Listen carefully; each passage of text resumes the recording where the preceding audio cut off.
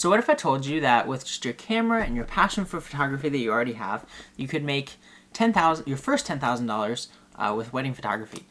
This is what I truly believe that you and anyone watching this video, but especially you, are capable of. And the reason is because I did it very quickly. When I was first starting out in wedding photography, I quickly scaled my wedding business. I quickly grew it to 6 figures and beyond. And so what I want to share with you today is the roadmap of how I got there, the roadmap of my journey, a lot of the trial and error that happened, and the systems that I realized and that I came to understand needed to be in place for me to get to that first 10K mark and then to grow it beyond that too. So what I want to share with you today is some of these main systems and some of the concepts of how you can get there yourself. So first, if you're into photography and if you have some photography skill, you have a DSLR camera, you have some passion and some experience with photography, but you've maybe never shot a wedding before, or you've just shot some engagement sessions for friends, maybe you shot a friend's wedding. You haven't shot many weddings, maybe a few, maybe 1 to up to 5 or 10 weddings. This video is really for you. If you enjoy or are interested in getting to that next level and booking more weddings and seeing if this is a viable income path for you. This video is really for people in that category. Now, if you're a little bit more experienced, maybe you have done weddings, you've charged for some weddings, you've done 5 or 10 weddings, maybe you're doing 5 or 10 weddings a year now, and you want to grow that, then I think this video is also going to be valuable for you, but I think also a lot of the other content that we have on this channel is also going to be something you're going to want to check out. Now, specifically in this video, we're going to talk about that roadmap from where you are now, which is 0 to your first 10K in wedding photography. Now, this can be applied to any other wedding business as well. So if you're a videographer especially, or like you're a DJ, but also even if you're like a florist, a planner, an efficient, right, like any other type of wedding business, you can take the concepts from this video because they're very broad and they apply to almost any wedding business, and you can use it for yourself too. Now, what I want to first talk about is some of the prerequisites that you want to have in place before you start your wedding business and before you can start charging for weddings. Number one is equipment. Now, since I'm specifically talking about photography in this video, I want to talk about photography equipment. Now, if you're interested in and passionate about photography, you already probably know a lot about equipment, and you're probably interested in some of the latest cameras and lenses and things like that. And equipment, by and large, is not as important as a lot of photographers make it out to be in terms of, at least for weddings. And what I mean by that is there are certain aspects of it that are more important, but there are certain aspects that are not. What's not as important is having the latest and greatest camera. Honestly, you can use a camera if you're a good wedding photographer. If you have skill in photography, and especially if you have skill and you grow your skill and experience in doing weddings, then you can really use a camera that's 10 years old and you can get good results. Probably even older than that. On the other hand, someone who might not be as skilled might not get as good results. But what's not as important is how new and latest and greatest your gear is. But what is important regarding your equipment is you want to make sure you have backups of everything. You want to make sure that you have a backup camera body, a backup lenses, a set of backup lenses, backup memory cards, backup batteries, right? If you have a 24-70 lens, you want to make sure you have like a plan in case that lens fails or breaks. You want to have a 50, you want to have, whether that's a 24-105, whatever it is, you want to make sure you have those things in place so that if for whatever reason any part of your equipment setup fails, tripod, microphones, whatever it may be, that you have something in place for that. That's specific to weddings, right? And a lot of other photography industries, that's not nearly as important. If you're doing landscape photography, architecture, portraits, you can really get away with your camera failing. You can just reschedule the shoot or whatever it may be. Weddings, you can't do that, and so you have to be prepared with that.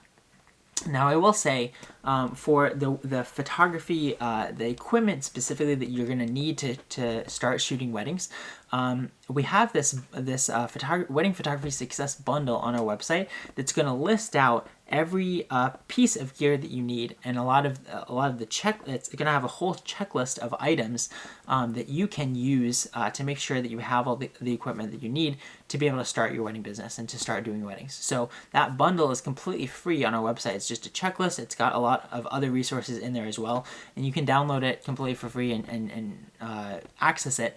It's at secretariat.video/bundle, and I'll put the link in the description as well. But I really recommend you check that out to see what are a lot of those different types of and different lists of equipment that you're going to need to start doing weddings.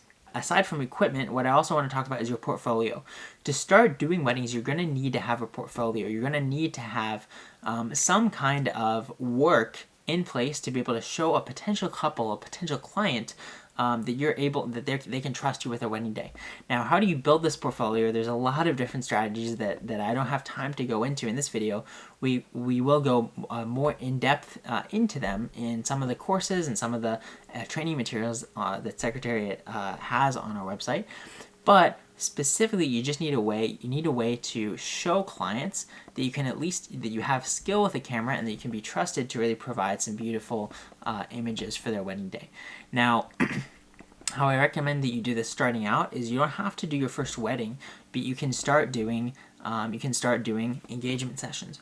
A lot of portrait work is very similar to a lot of moments in weddings, because you're going to have formals, you're going to have getting ready, you're going to have those times where portrait skills are going to come into play. And so if you develop a good skill with portrait work, you already have a lot of the skills necessary to do weddings. So I really recommend building up some portfolio work in portraits, which is very easy to do. You can do it with friends or whoever. But like I said, we'll go more into specific strategies in some of the courses that we have for Secretariat. But what I want to emphasize now is you need some kind of portfolio or some kind of work to show potential clients that you're able to take decent pictures. Even if it's a lower end wedding, a low budget wedding, a couple that doesn't really have a lot of high expectations for their photos, you still need some way for them to be able to trust you, and that's done largely through portfolio. Last thing I want to talk about here in terms of the foundation or the prerequisites is pricing. Now, pricing is something you're going to figure out as you go along. We're going to have an entire course on pricing here at Secretariat. But what I want to emphasize now is that your pricing will change over time, and that's okay. Your goal at the beginning is not to charge a lot. It's not to undercharge, right? And it's not to do weddings for free. Please do not do a wedding for free. But I will say that you're not gonna start out and charge $5,000 a wedding when you're doing your first 5 weddings. It's just not going to happen. And so if you do that, that's great, but that's not how I did it. That's not how I got to my first 10K, to my first 100K, and that's certainly not how I would recommend that you try doing it.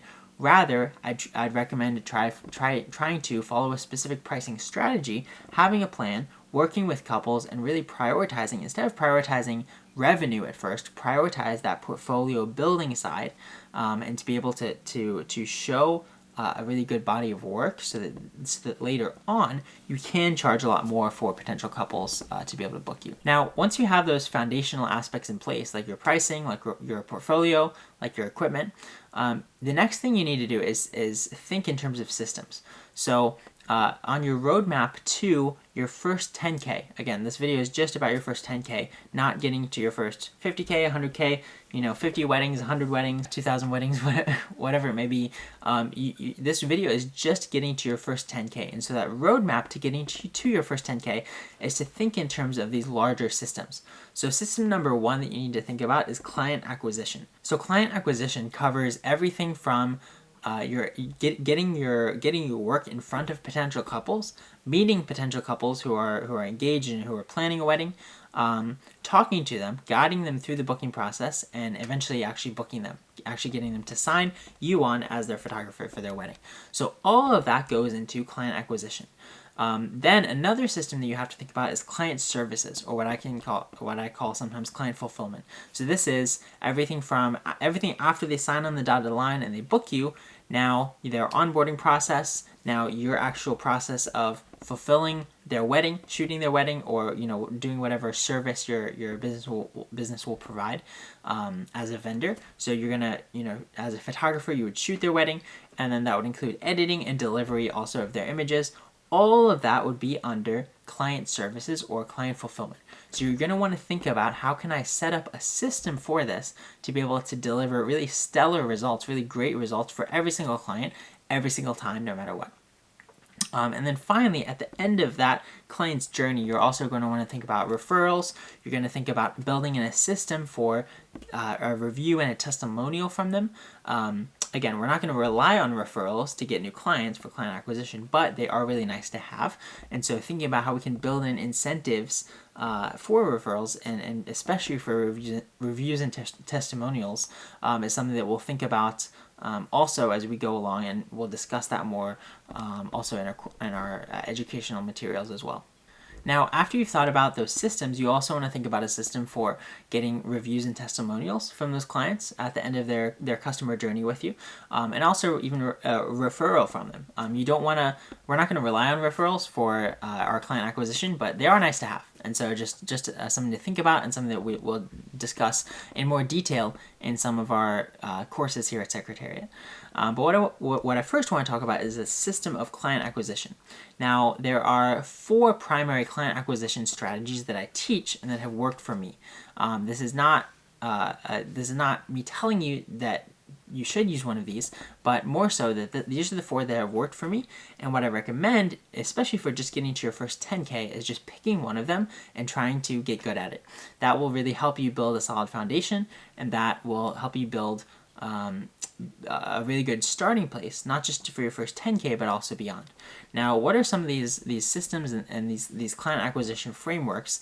Well, the truth is that every day there are hundreds of couples searching for wedding photographers online. I mean, the wedding industry is only growing, and so with these systems, it's all about getting yourself in front of these prospective brides and grooms, potential couples that you would be working with. So in Wedding Vendor Secrets, in our course, I actually go through in depth each of these 4 client acquisition strategies. And what you're going to be able to do is, and what I would recommend doing, is just picking one of them and using it, getting good at it, and finding your first clients that way. You also want to think about here social media. Now, social media is not something where you're probably going to get leads and get clients from initially, but the potential clients that are going to look at your work are going to probably check you out on social media, and so they're going to. It's a way that you can build trust with your couples and have an online presence that will show and that will speak to your brand, to your work, and that they can trust you. And so it's really great for your brand as a wedding company to be able to be on something like Instagram, to have a YouTube channel if you're a videographer, to have a Facebook page, or even honestly really just an Instagram is enough for most businesses starting out. But you want to think about social media as a way that you can start out, that you don't necessarily need a full-fledged website, but just having an Instagram page with a lot of really nice work on it is a replacement for your website, especially at the beginning. It's a way that couples can check you out, they can trust you, and they can really see all about your work and how to contact you without you having to go through the trouble of building out a full website when you're first just starting out as a photographer. So just to summarize, for client acquisition, you want to be on some of these platforms that can allow you to scale, allow you to get to your first 10K. I used, honestly, just a few of these strategies to scale past my first 6 figures. And so what I really recommend is that you go through, choose one client acquisition strategy, just one platform to be on, one strategy for getting yourself in front of potential brides and grooms searching for a wedding photographer, and that you stick with it. And you just try that one method, and you figure out, hey, if there are other people using this to get clients, then it's going to. There's a way. There's some way to get it to work for me, and you can continue just being persistent and getting that one method, that one client acquisition method to work. Now, again, in our full premium courses, I go into depth in the systems for each of these 4 client acquisition frameworks that have worked for me and that I use to scale past 100K. So in Wedding Vendor Secrets and in our premium courses, I'll go into depth on specifically step by step how to use those 4 strategies and those four frameworks for getting clients.